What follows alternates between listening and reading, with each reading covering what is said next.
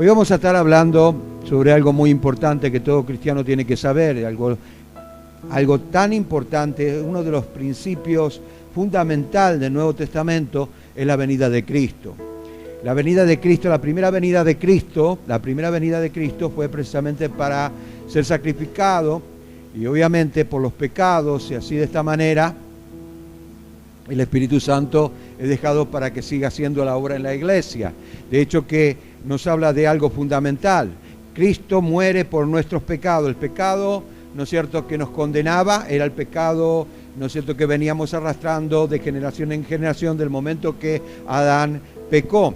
Y de hecho que por generaciones nosotros tuvimos la maldición de tener una naturaleza pecaminosa, ¿no es cierto? Y vino a quitar esa maldición precisamente para establecer la gracia, quitarla de hecho para que el hombre pudiera acercarse a Dios y de esta manera recibir el perdón de pecado.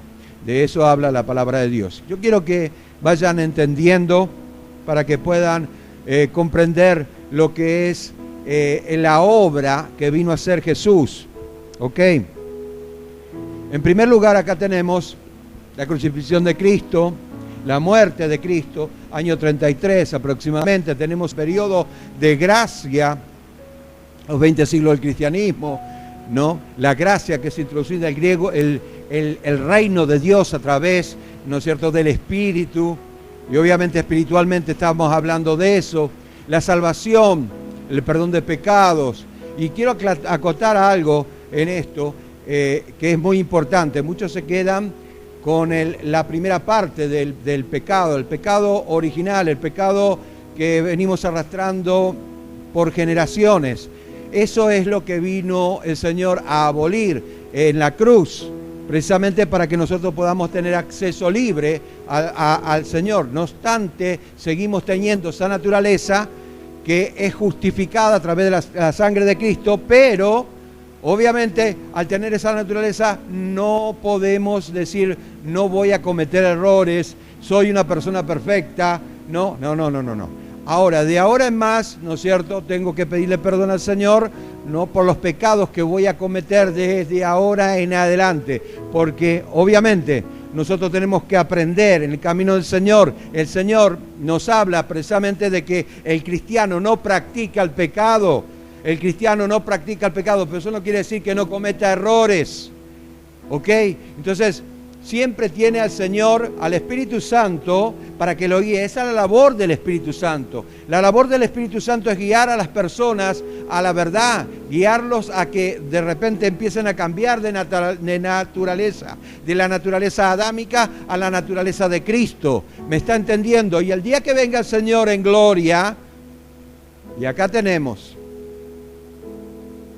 el arrebatamiento de la iglesia. 1 Tesalonicenses capítulo 4, versículo 13 al 18. Y el día que venga el Señor en gloria, nuestros cuerpos carnales, ¿no es cierto?, van a ser transformados a cuerpos incorruptibles y perfectos. Esa va a ser la tercera transformación, el tercer cambio, la tercera conversión. La primera conversión es la del espíritu, la segunda conversión es del alma y la tercera conversión es del cuerpo. Amén. Entonces, los muertos en Cristo resucitarán primero, ellos van a resucitar con cuerpos nuevos, no con cuerpos viejos. Ok, hasta ahí tenemos los 20 siglos del cristianismo. Los 20 siglos del cristianismo, ahí lo tenemos. De la muerte de Cristo, ¿no es cierto?, introduce el reino de Dios y obviamente la salvación es por gracia, pero tenemos al Espíritu Santo que nos guía y obviamente acá tenemos que conocer que como somos seres falibles, vamos a cometer errores, pero el Espíritu Santo se va a encargar de que nosotros, ¿no es cierto?, seamos corregidos. En caso de que no querramos ser corregidos, obviamente aquellos que fueron anotados en el libro de la vida, dice Apocalipsis capítulo 3, versículo 5, ¿no es cierto?, que va a ser quitado nuestro nombre del libro de la vida.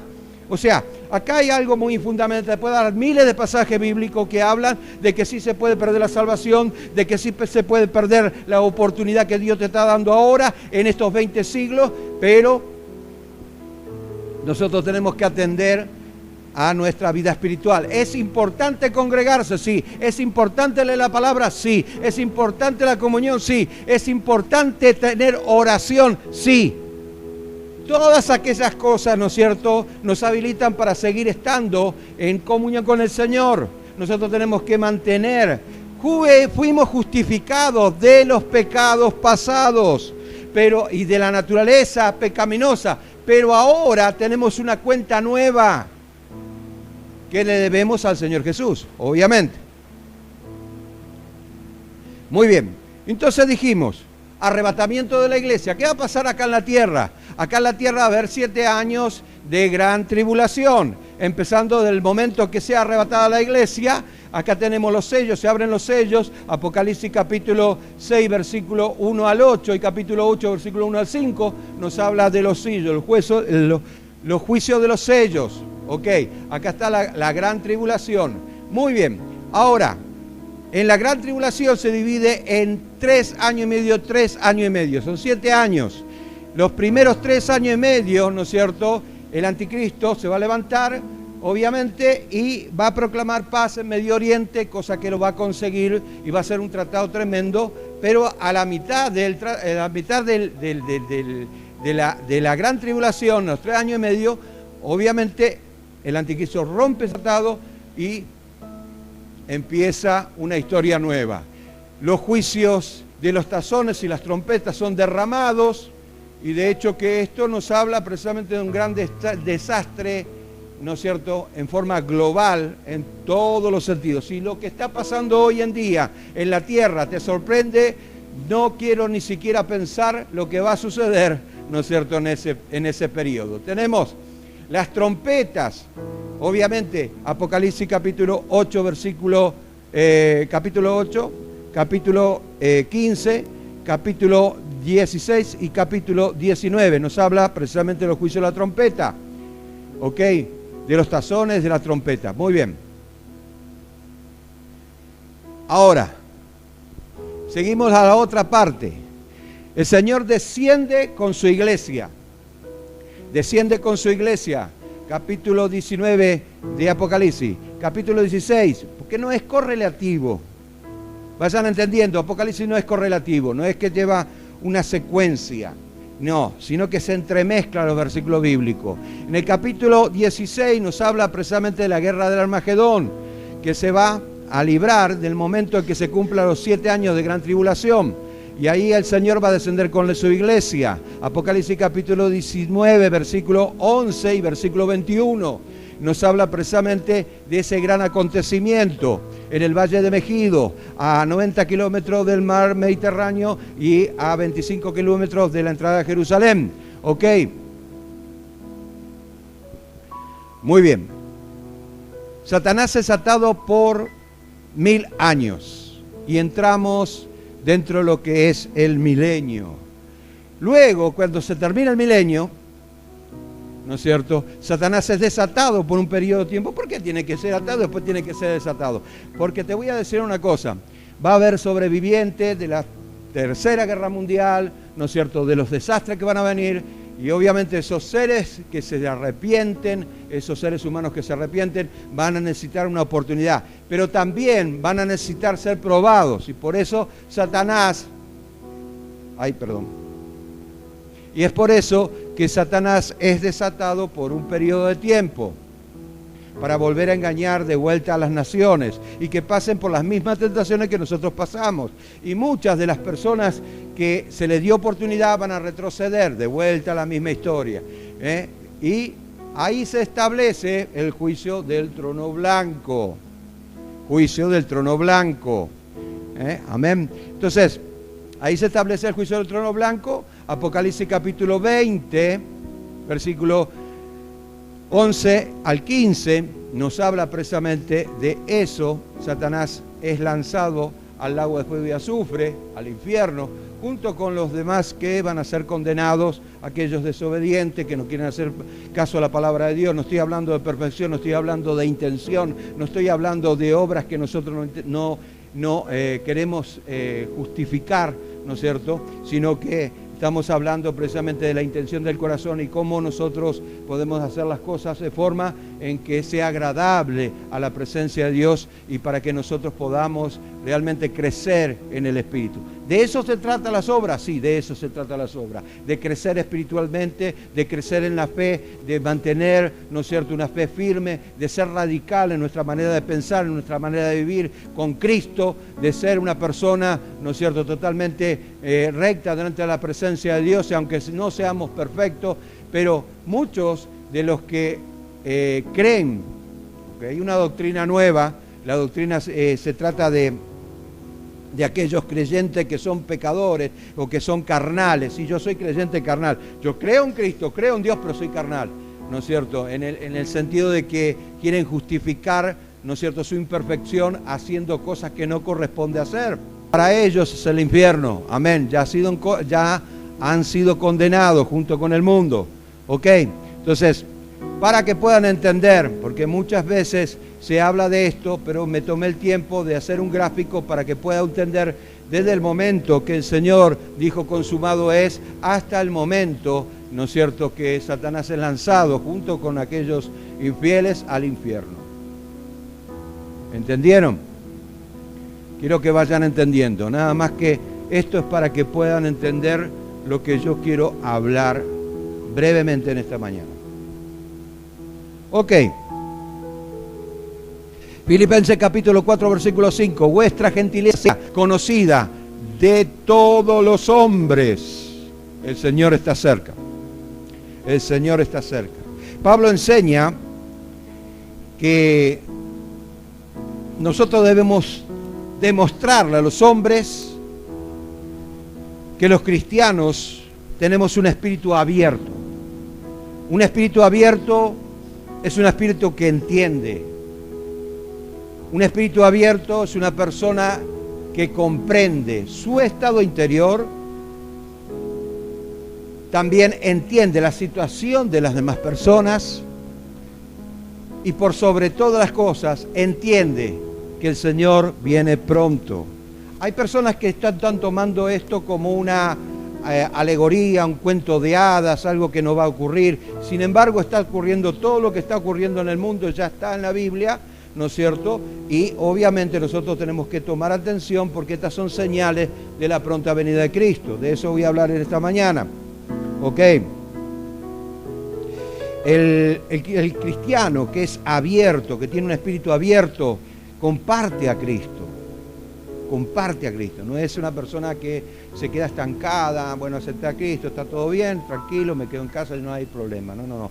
Hay algo, ¿no es cierto?, dentro tuyo que fue puesto por Dios para que vos los descubras y empieces a trabajar con Él a través de la fe. Por eso tenés fe, por eso se le es dada fe, por eso el Espíritu Santo está trabajando en la vida de las personas, para que crezcan espiritualmente, ¿no es cierto? La persona que no crece espiritualmente, escuche bien lo que le voy a decir, no se lo voy a decir 2 veces. La persona que no crece espiritualmente se queda estancado y obviamente a la larga o a la corta pierde la salvación. Como es que dijo el Señor cuando habló de los talentos. Uno de ellos se enterró bajo la tierra, pero no le fue muy bien porque pese a que se quiso justificar, mira, yo creo que tú eres un hombre veraz, que recoge donde no sembraste, bla, bla, bla, bla, bla, bla, pero resulta ser de que él dijo, bueno, si sabías que yo soy un hombre veraz, que recojo donde no sembré, ¿por qué no te encargaste de lo que yo te di? Tuve miedo, dijo. Entonces fue echado a las tinieblas de afuera y dice, allí es el crujir de dientes por toda una eternidad. Mire qué tremendo que es, cuando hablamos de estas cosas, nadie quiere escuchar, pero es necesario que vos, cuando llegado el momento, te tengas que enfrentar delante de Dios, porque va a haber un momento en el cual vas a presentarte delante de Dios. ¿Qué le vas a decir? Vas a poner excusa. Es por eso que debemos abrir nuestro espíritu para poder entender que el Señor está cerca. Pablo exhorta a los corintios a ser prudentes en los juicios dado que el Señor está cerca y Él juzgará a los malos y a los buenos. Dice así la palabra de Dios, porque es necesario que todos nosotros compadezcamos ante el tribunal de Cristo, para que cada uno reciba según lo que haya hecho mientras estaba en el cuerpo, sea bueno o sea malo. ¿Se acuerdan que yo les había dicho que luego de tirar la red se agarra muchos peces y se lleva a la orilla y es seleccionado? Ese es el momento en el cual, ¿no es cierto?, el Señor nos va a juzgar. Y los que están aptos van a ser los que van a estar en la canasta, o sea, los que van a tener el privilegio de ser novias de Cristo, de estar en las bodas, la cena del Cordero, ¿me entendés? Entonces, es importante que podamos entender ese detalle. El regreso de Cristo es inminente, eso no lo podemos negar. Él juzgará a toda la iglesia de todos los tiempos, en todos los lugares, ¿no es cierto? Ese será el acto más grande, porque en el mismo momento en que es arrebatado, obviamente algunos van a quedar en espera del juicio del trono blanco y otros van a ser arrebatados para la iglesia, ¿ok? Y algunos se van a quedar para la gran tribulación. Entonces van a ser juzgados, sea bueno, sea malo lo que hayan hecho. Daniel capítulo 12, versículo 2 dice, muchos de los que duermen en el polvo de la tierra serán despertados, algunos para vida eterna y otros para vergüenza y confusión perpetua. Debemos estar preparados para el regreso de Cristo por su iglesia. Debemos estar preparados. Este es el momento en el cual nosotros tenemos que prepararnos. Hay algunos que no me van a hacer caso, no van a hacer caso a la palabra. Lo sé, yo soy consciente de eso. Pero aquellos, ¿no es cierto?, que no van a hacer caso a la palabra, sepan a qué se van a enfrentar. Así que, gracias a la victoria que tenemos en Jesucristo, todos los creyentes deben de estar listos para el rapto, arrebatamiento. Todos los creyentes deben tener esta esperanza. Esta esperanza es una esperanza viva, es una esperanza que nosotros tenemos que tener. Los creyentes de aquel entonces tenían esa esperanza como que Cristo va a venir ya. Entonces, ¿cuál es la diferencia? Muchos se preguntarán. Y voy a explicar eso también. Esa esperanza debe permanecer constante en cualquier circunstancia de la vida. Cuando yo estoy mal, porque suelo estar mal, como cualquier ser humano, me acuerdo de que tengo una promesa, que este mundo va a pasar, que soy peregrino y pasajero en este mundo, y que dentro de muy poco tiempo el Señor va a venir, va a tocar las trompetas, y la iglesia de Jesucristo va a ser arrebatada. Y si hay algo que el enemigo no me va a robar jamás, jamás me va a robar esta salvación tan grande, la seguridad de la vida eterna. Yo sé que me voy a ir con el Señor.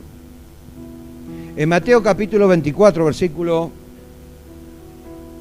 44 dice, por tanto, también vosotros estad preparados, porque el Hijo del Hombre vendrá a la hora que no penséis. Es tremendo porque muchos utilizan la lógica y la lógica dice, bueno, pero si estuvieron esperando hace 2000 años atrás, puede ser que venga el Señor dentro de 2000 años más. Pero Él dejó señales.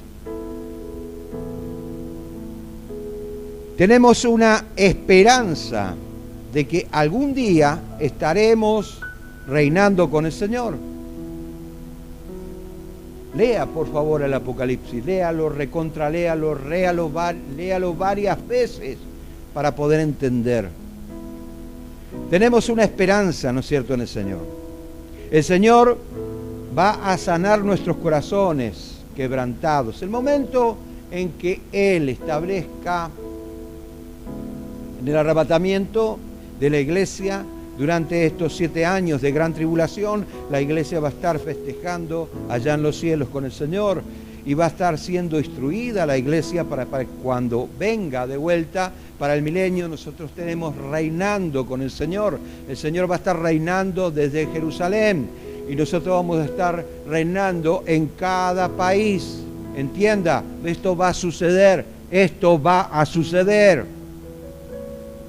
Bien, dice Apocalipsis, capítulo 21, versículo 4. Enjuagará Dios toda lágrima de los ojos de ellos, y ya no habrá muerte, ni habrá llanto, ni clamor, ni dolor, porque las primeras cosas pasaron. Es tremendo. Y quizás después del milenio, este planeta no va a ser el mismo, o quizás desaparezca. Porque la Biblia dice, ¿no es cierto? Creo que está en el capítulo 30 de Isaías. El sol aumentará 7 veces su tamaño. Y nos habla precisamente de que el sol se aumente unas 7 veces su tamaño. Obviamente, si ahora, ¿no es cierto?, caben 1000 tierras dentro del sol, cuando aumente 7 veces su tamaño, el sol va a devorar a la tierra. Y no quiero ir mucho con el tema de la ciencia, pero fíjense cómo el Señor va haciendo las cosas. Pero todavía no es el tiempo. Falta mucho para eso. Con tantas afirmaciones bíblicas deberíamos pensar esto. Y puse este pensamiento para que ustedes puedan entender el propósito de Dios desde la crucifixión hasta el día en que se establezca el juicio de trono blanco y después de eso la eternidad por los siglos de los siglos. Si usted le quedara una hora en este mundo y tendría 2 opciones: de arreglar sus cuentas con el Señor y hacer su voluntad, o disfrutar de este mundo sin medidas, desconociendo el futuro espiritual, ¿qué haría? Obviamente no quiero que me responda, porque esto no tiene nada que ver con el intelecto, sino con lo espiritual. Es por eso que pienso y creo que muchos van a tomar una buena decisión, pero otros no. Nuestra esperanza tiene que estar puesta en el retorno de Cristo. Esa es la esperanza que tiene que tener el cristiano, que algún día va a volver, un día el Señor va a venir a buscar su iglesia, y lo que es más, va a establecer su reino acá en la tierra, y luego cuando se cumpla todo lo que se tiene que cumplir, vamos a estar por una eternidad con el Señor. No sé cómo va a ser eso, porque ahí se termina la Biblia, pero me supongo que va a ser algo glorioso. En Lucas capítulo 25 y 26 dice lo siguiente: ¿qué aprovecha el hombre si ganare todo el mundo y se destruyere y se perdiera a sí mismo? Porque el que se avergüenza de mí y de mis palabras, de este se avergonzará el Hijo del Hombre cuando venga en gloria. Tremendo. Y la del Padre y los de los santos ángeles. Qué tremendo. Bueno, en este punto yo quiero aclarar que muchos se avergüenzan del Señor desde el momento, no es de querer demostrar, no. Desde el momento que nosotros no adoptamos la voluntad de Dios, del momento que nosotros no tenemos interés de crecer. Entonces como que, no, Señor, está bien, para ahí, hasta ahí nomás, Señor, voy a aceptar a Cristo, pero hasta ahí nomás. Voy a seguir siendo un religioso, como lo era antes en la otra religión. Entonces te estás avergonzando del Señor, te estás avergonzando de que los demás vean en vos la luz de Cristo, de que los demás vean en vos que hay cambios de vida, transformación de mente, que hay cambios, que hay una persona de fe, que hay una persona que puede orar por los enfermos y estos se sanan, que hay una persona que puede orar por los endemoniados y estos se libertan. Entonces cada uno de nosotros tenemos al mismo Espíritu Santo que está deseoso de hacer esa obra en nuestras vidas. Amén. y de que nosotros demostremos lo que verdaderamente somos por dentro, lo que antes, ¿no es cierto?, negábamos al Señor porque hacíamos todo lo contrario a lo que la palabra de Dios nos enseña. Hoy en día tenemos que demostrar lo que somos realmente en el Señor. Amén. Muy bien. Ahora, y demuéstrelo con los actos, demuéstrelo con el corazón, demuéstrelo con el amor que le tiene a Cristo. Muy bien. La esperanza del retorno de Jesús por su iglesia está ajena a aquellos que no tienen a Cristo como su Señor, totalmente ajena, ¿no es cierto? Como aquel que no le da el primer lugar al Señor en su vida. Si no le das el primer lugar al Señor en tu vida, no pasa nada con el Señor. ¿Me entiende? No es que acá vas a venir y vas a adorar al Señor y vas a escuchar las prédicas y después de la puerta de la iglesia para afuera vas a hacer lo que vos querés.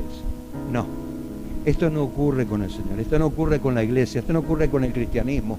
Si el cristianismo hoy en día le sucede eso por tener un cristianismo fácil, un cristianismo sin Cristo, un cristianismo sin la voluntad de Dios, un cristianismo carnal, entonces yo te podría decir que ellos están perdiendo su tiempo y están enriqueciendo a una persona que está predicando eso. ¿Ok? Entonces, seamos veraces y directos para que podamos entender lo que Dios quiere en estos tiempos y de que verdaderamente nosotros podamos abrazarnos a esa promesa. El Señor viene pronto. ¿Qué hacemos con nuestra vida? ¿Qué hacemos con los dones? ¿Qué hacemos con los ministerios? ¿Qué estamos haciendo?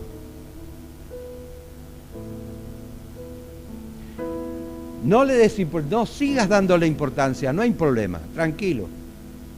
Pero yo voy a seguir predicando así. Entonces,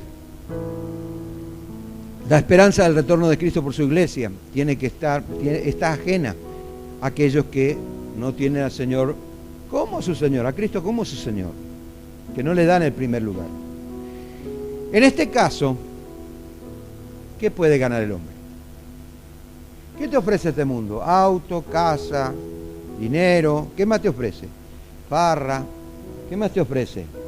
Todo lo que te puede ofrecer y tú puedes tener todo, no hay problema, compras un auto cada tanto, no hay problema, tranquilo, sí. Pero ¿y después cuando te muera qué? ¿Cuándo te mueras qué? Entonces, este mundo es una escuelita para que aprendamos, porque imagínate, si yo estoy predicando esto, imagínate que si yo me muero y en la próxima vida va a ser igual que esta, entonces ¿para qué voy a predicar algo? La Biblia es mentirosa. No. Esto tiene que ser diferente, esto tiene que ser radicalmente diferente. La vida que llevamos hoy ni siquiera no se puede ni comparar con lo que Dios tiene preparado para aquellos que le aman. No se puede ni comparar. Bueno, yo voy a esperar hasta que me muera, después voy a ver, bueno, haz lo que quieras. Pero para algo está la fe, para algo está el Espíritu Santo. Y el Espíritu Santo no está para algunos, está para todos. Si quieres ser guiado por Él, y si quieres entender de que tenés que desarrollar fe, porque sin fe es imposible agradar a Dios, y si le desagradas a Dios, ¿no es cierto? Obviamente el Señor va a descartarte. Te va a decir, yo no te conozco, porque a través de la fe en Cristo, que es el autor y consumador de la fe, yo te conozco a vos, porque es a través de Cristo que yo conozco que vos sos santo, no por lo que vos sos, sino por lo que vos vas a hacer. Esta misma expectativa del regreso de Cristo debería caracterizar a la iglesia de Jesucristo hoy en día. Eso es lo que debería caracterizar a la iglesia. La venida de Cristo, que todos estemos contentos, alegres, felices, paz, el Señor viene pronto. No importa lo que pueda suceder, el Señor viene pronto. Y la esperanza esa de aquellas personas, no sé si ustedes vieron el video que yo mandé por Obreros. Ese video te va a hacer reflexionar. Muchas personas murieron porque no quisieron renunciar a Cristo. Y dieron sus vidas porque tienen esa esperanza. Y esa esperanza trasciende todo lo que es la vida. Porque el que tiene esa esperanza no le importa lo que va a suceder. Lo que sí le importa es una sola cosa: estar bien con el Señor. Ojalá puedas entender eso hoy. Si esta expectativa ya no está presente, hay algo que radicalmente está mal. Podemos ver la parábola de Jesús, que Jesús dijo, del siervo infiel. Y escucha, acá va a haber varias revelaciones tremendas de parte del Señor. Mire lo que dice la palabra de Dios. Mas si aquel siervo dijere en su corazón: mi Señor tarda en venir, y comenzar a golpear a los criados y las criadas, y a comer y a beber y a embriagarse. Acá hay revelación. En primer lugar, dos características tenemos. Tenemos por un lado la característica de aquellos que golpean duramente. Y por otro lado, tenemos la característica de que aquellos que se dejan arrastrar por las corrientes de este mundo. Escuchen, la primera característica habla de las personas que critican mucho, pero que no hacen nada. Abrimos la tele, lo primero que vemos son esta gente que empieza a criticar a fulano, mengano, ciclano, a todo el mundo, a todas las iglesias, habido y por haber, y toda la gente obviamente nos pone todo en una bolsa, pero no todos somos así. Golpean duramente, pero ellos no son capaces de vivir lo que están diciendo. Golpean duramente, pero no ven el pasado de aquella persona que Dios lo usó grandemente, ¿no es cierto?, para conquistar multitudes, para que el Evangelio sea diseminado por todo el mundo, para alcanzar a aquellas familias que están carenciadas, que tienen hambre, para alcanzar a aquellas criaturas que de repente no tienen padre. Escuche, hay muchas cosas que nosotros tenemos. ¿Será que yo estoy al nivel de aquella persona para criticarla? Porque si yo no estoy al nivel de esa persona para criticarla, entonces no la puedo criticar. Porque para criticar a otra persona, para juzgar a otra persona, yo tengo que ponerme en primer lugar y decir: yo estoy a ese nivel, yo podría haber hecho lo mismo que él hizo. Yo podría haber llegado a hacer lo que él o ella ha hecho. Entonces va a llegar un momento que, aunque no esté de acuerdo, voy a tener que cerrar el pico y no hablar más. Pero ahí está. Esos son los que golpean duramente, pero no están al nivel para golpear. No están. ¿Me está entendiendo? Puedo hablar mucho sobre este tema. Y están los que beben y los que se embriagan. Aquellos, ¿no es cierto?, que no le dan importancia, o sea, no tienen temor de Dios, que predican cualquier cosa, que Dios nos ama tal cual como somos nosotros.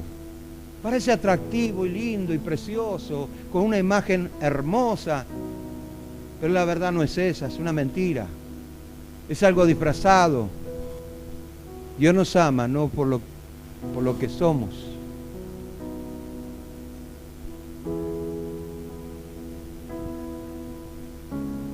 Dios nos ama a pesar de lo que somos. Amén. Esa es la gran diferencia. ¿Te das cuenta? Esa es la gran diferencia. En otras palabras, hay incredulidad cerca de la venida de Cristo. Y hoy en día hay mucha incredulidad con respecto a eso. Lo que hizo y lo que va a hacer.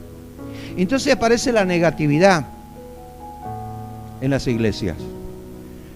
La gente se empieza a enfriar, empieza a haber espíritu de apatía, Y yo no estoy hablando de aquellas iglesias que parece que tienen convulsiones o que hablan en lenguas imitadas, no estoy hablando de eso. Que las hay, que se mueven todo cuando predican o que en vez de predicar la palabra de Dios, Rambo saca la bazuca.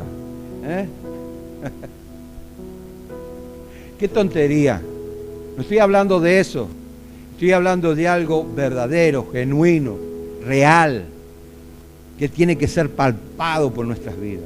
No estoy hablando de fanatismo religioso, ni tampoco de ideologías humanas.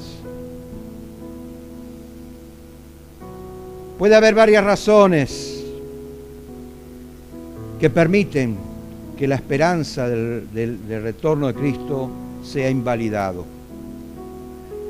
Puede ser que muchos cristianos ya no creen en el regreso de Cristo de forma literal y le buscan explicaciones. Y hay muchos tontos que se creen maestros de teologías, pero que les falta mucho.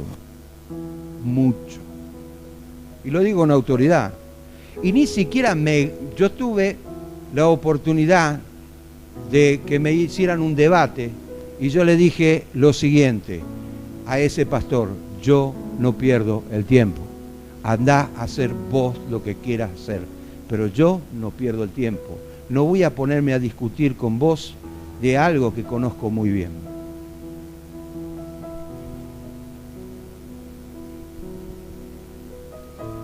Sea cual fuera la razón de la pérdida de la esperanza al regreso de Cristo por la iglesia, es señal de una enfermedad espiritual muy seria en la iglesia. Si es verdad, la iglesia de Jesucristo, la que era tan fervorosa, por eso se sorprendió Juan cuando vio la iglesia, se sorprendió, se quedó, porque vio a la iglesia de Roma, aquella iglesia fervorosa, llena del Espíritu. La iglesia de Roma cuando empezó era algo tremendo. Yo te estoy hablando de la década del 40 después de Cristo. Y después aparece Nerón y con un montón de proyectos y qué sé yo, y ahí empezó una persecución. Y en el año 58 quemaron a muchos en la hoguera en el que lo hicieron romano. Pero dice, Juan se sorprendió al ver esta visión en la isla de Patmos, de aquella iglesia fervorosa a una iglesia política llena de prejuicios, legalismo y liberalismo en la misma vez. Todo cristiano debe esperar con ansias el regreso de Cristo. Debería vivir a la luz de esa expectativa cada día.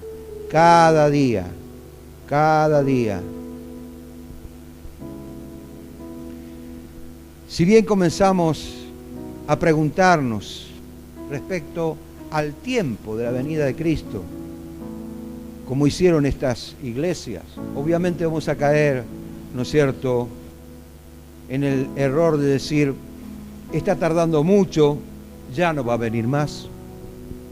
Pero Él dejó señales para que aquellos que tienen interés pudieran conocerlas.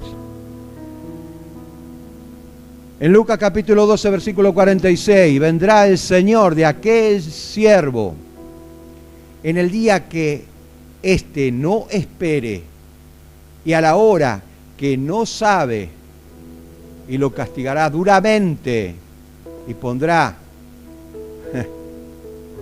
con los infieles. La misma parábola. Debemos entender que si bien no sabemos la hora exacta en el regreso de Cristo por la iglesia, Él predijo señales que nos marca el tiempo de la venida y del término de la gracia de Dios. Esa gracia que empezó en la cruz. Esa gracia, la cual abrió una puerta, la puerta angosta, la puerta que es incómoda, la puerta que es apretada, la puerta que tiene muchas cosas, ¿no es cierto?, que a veces no nos impide avanzar, pero Él abrió esa puerta, mientras que el enemigo abrió la otra puerta, la puerta ancha y espaciosa, cómoda, holgada, que vos podés caminar cuando querés, sin sentir. Escuche, Mateo capítulo 24, versículo 36 al 39. Dice así la palabra de Dios. Pero el día y la hora nadie sabe, ni aun los ángeles del cielo, sino mi Padre. Más como en los días de Noé, así será la venida del Hijo del Hombre, porque como en los días antes del diluvio estaban comiendo, bebiendo, casándose y dándose en casamiento, hasta que el día en que Noé entró al arca, y no entendieron hasta que vino el diluvio y se lo llevó a todos. Así será también la venida del Hijo del Hombre. Eso va para los que son incrédulos en esta área. Tiene que pasar las cosas para creer, pero ya va a ser tarde. Ya va a ser tarde. Cuando pase, muchos van a decir, pero si le hubiera hecho caso.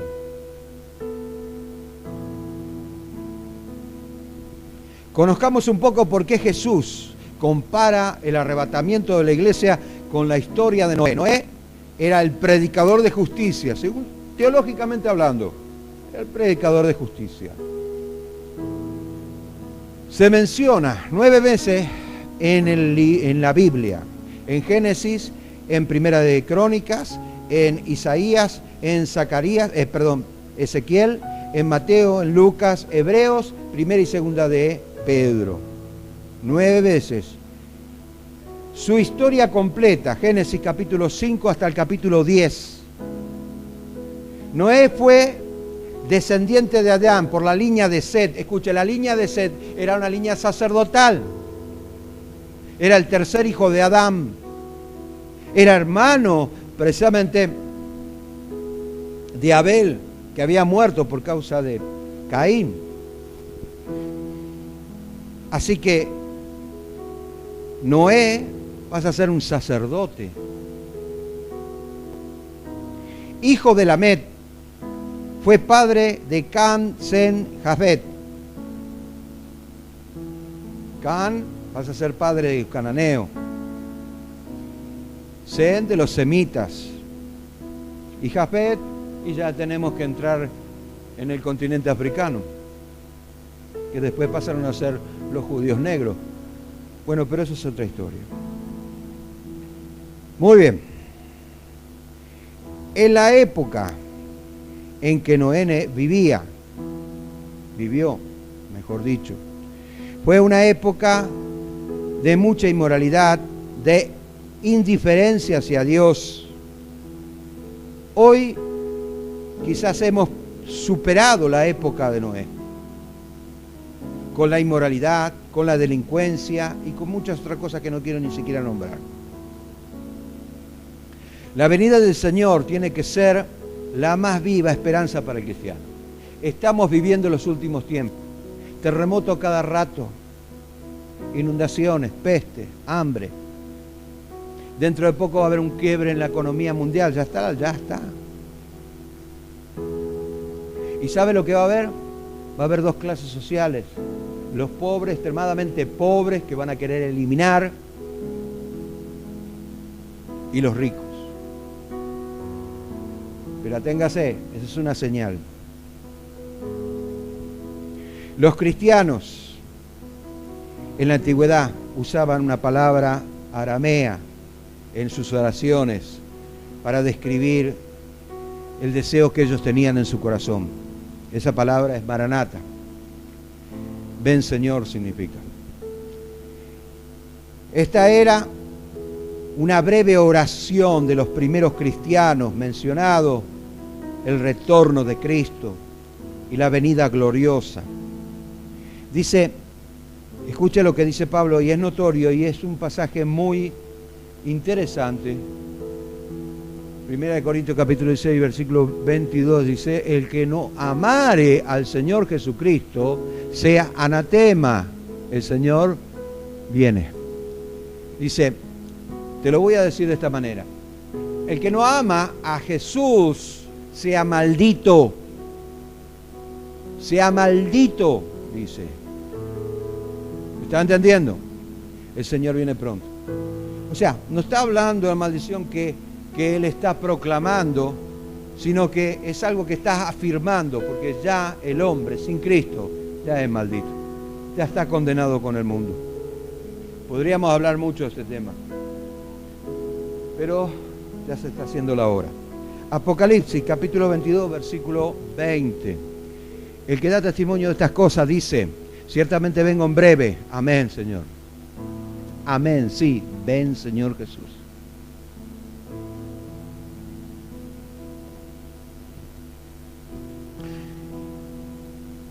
Él está hablando cuando culmina el último capítulo del Apocalipsis, después de dar la revelación de lo que iba a acontecer con el 20 siglo del cristianismo, con los primeros sellos, ¿no es cierto?, los juicios de los sellos, los juicios de las trompetas, los juicios de los tazones, lo que iba a acontecer antes del milenio, después del milenio, cómo Satanás iba a ser atado y todas esas cosas, resumiendo un poco lo que es Apocalipsis. Todo esto dice, el que da testimonio de esto no está hablando de cualquier cosa, no está hablando de, no, pero eso ocurrió hace 2000 años atrás, no, está hablando de las cosas que van a ocurrir y las cosas que están ocurriendo. ¿Me está entendiendo? El que da testimonio de esto y el que sabe, entienda, ¿no es cierto?, que este es el momento. Este es el momento en el cual el Señor dice, para vos, hoy, para vos y para todas las iglesias, ciertamente vengo en breve.